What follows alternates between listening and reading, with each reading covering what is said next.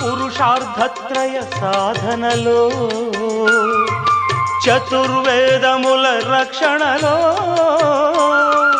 పంచభూతముల పంజర శుకమై ఆరు శత్రువుల ఆరడిలో పడి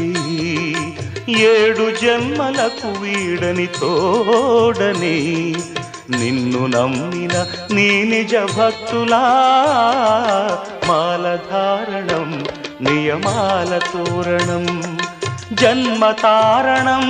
దుష్కర్మ వారణం శరణం శరణం శరణం శరణం అయ్యప్ప స్వామి శరణం అయ్యప్ప స్వామి శరణం అయ్యప్ప స్వామి శరణం అయ్యప్ప స్వామి శరణం